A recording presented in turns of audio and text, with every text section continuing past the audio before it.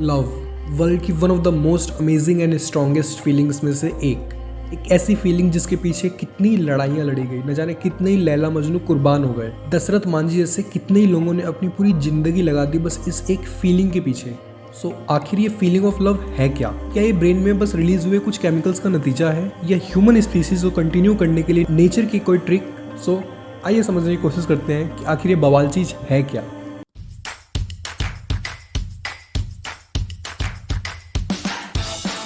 Humans यानी हम कुछ ऐसे इवॉल्व हुए हैं जिसे अपनी लाइफ में लव की जरूरत है ही।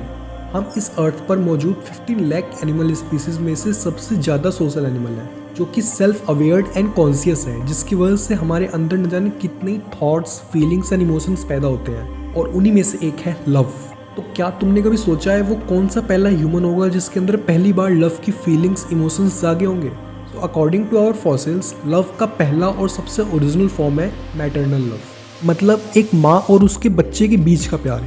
ये इमोशंस सबसे पहले मैमल्स में डेवलप हुए थे और रेप्टिलियन एरा से लेके आज तक मैमल्स के सर्वाइवल और ग्रोथ के लिए ये one of the most important factor में से एक रहा है। सो आज हम जितनी भी वैरायटीज ऑफ लव देखते हैं, like love at first sight, attraction, lust, attachment, ये सब उसी करोड़ों साल पुराने मैटरनल लव से ही इवॉल्व हुए हैं। तो आज हम उस लव की बात करेंगे जो दो अपोजिट जेंडर्स के बीच में होता है अपनी स्पीसीज के नंबर को बढ़ाने के लिए। So, according to our scientist, एक ह्यूमन में deep and passionate love 3 stage में होता है केमिकली। फर्स्ट स्टेज है लव एट फर्स्ट साइट या लस्ट, मतलब पहली नज़र का प्यार।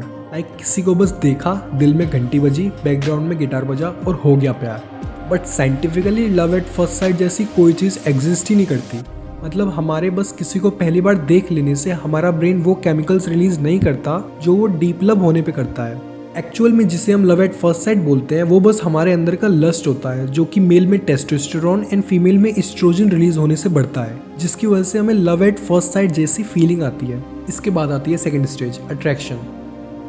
According to my point of view, ये एक रिलेशनशिप का सबसे बेस्ट स्टेज होता है। ये वो स्टेज है जब हम अपने पार्टनर से पहली बार मिलते हैं या फर्स्ट टाइम किस करते हैं, और इस टाइम हमारी हार्ट बीट पीक पर होती है, हमारा ब्रेन नर्वस हो जाता है, हमारी डिसीजंस लेने की कैपेबिलिटी कम हो जाती है, हमारी उंगलियों के बीच में स्वेटिंग स्टार्ट हो जाती है, गला सूखने लगता है, और ये सब होता है बस इन 3 केमिकल्स की वजह से, adrenaline, serotonin and dopamine. Adrenaline एक फियर फाइट फ्लाइट हार्मोन है जो अट्रैक्शन वाली स्टेज आने पर हमारी हार्ट बीट इंक्रीज कर देता है एंड गला सुखा देता है। Next one is serotonin. ये एक डिप्रेसेंट हार्मोन है जो कि इस स्टेज में सडनली कम हो जाता है, जिससे हमारा ब्रेन थोड़ा नर्वस हो जाता है। And last one is dopamine, नाम तो सुना ही होगा। ये एक हैप्पीनेस न्यूरोट्रांसमीटर है। ये वही केमिकल है जिसके लिए लोग कोकेन एंड LSD जैसे ड्रग्स लेते हैं। सो या you can say it, love is also a drug. So अब हम बात करते हैं लव के फाइनल स्टेज की, अटैचमेंट और डीप लव। सो बेसिकली इसके लिए 2 केमिकल्स रिस्पॉन्सिबल हैं। फीमेल्स में ऑक्सीटोसिन, जिससे हम लव हार्मोन बोलते हैं, एंड मेल्स में वैसोप्रेसिन। ये एक डीप लव की फाइनल स्टेज है जो तभी आती है जब आप पहले के 2 स्टेजेस से गुजरे हों। फीमेल्स में ऑक्सीटोसिन 2 सिचुएशंस में रिलीज होता है। पहला जब वो बर्थ दे रही होती है, एंड दूसरा when they are getting orgasm.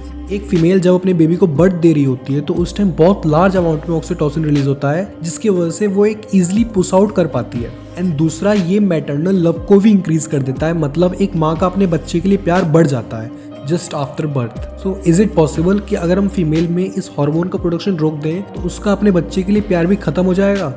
Let's see. 1960s में साइंटिस्ट ने 2 शीप्स पर एक्सपेरिमेंट किए, जिसमें एक प्रेग्नेंट थी और दूसरी नहीं। जब पहली शीप ने अपने बेबी को जन्म दिया तो साइंटिस्ट ने उसकी बॉडी में ऑक्सीटोसिन सप्रेसेंट इंजेक्ट कर दिया, जिसकी वजह से उसकी बॉडी में ऑक्सीटोसिन का प्रोडक्शन बंद हो गया। एंड दूसरी शीप जो कि प्रेग्नेंट नहीं थी, उसमें आर्टिफिशियली ऑक्सीटोसिन इंजेक्ट कर दिया गया। तो साइंटिस्ट ने ये पाया कि पहली शीप का अपने बच्चे के लिए ना ही अफेक्शन था ना ही लव, जबकि उसने उसे बर्थ दिया था। एंड दूसरी शीप जिसने उस बेबी को बर्थ नहीं दिया था, उसके अंदर लव एंड अफेक्शन की फीलिंग्स डेवलप हो गई आर्टिफिशियली ऑक्सीटोसिन इंजेक्ट करने के बाद। सो क्या ये ह्यूमंस में पॉसिबल है कि हम किसी की बॉडी में कुछ केमिकल्स का अमाउंट ऊपर नीचे करके उसके अंदर लव की फीलिंग्स को जगा भी सकते हैं या किसी के लिए खत्म भी कर सकते हैं? In actual we still don't know, क्योंकि ऐसे एक्सपेरिमेंट ह्यूमंस पर ethical, religious and cultural reasons की वजह से लीगल नहीं है, या ऐसे एक्सपेरिमेंट ह्यूमंस पर हुए भी होंगे तो वो पब्लिश नहीं हो पाए हैं ड्यू टू दीज रीजंस।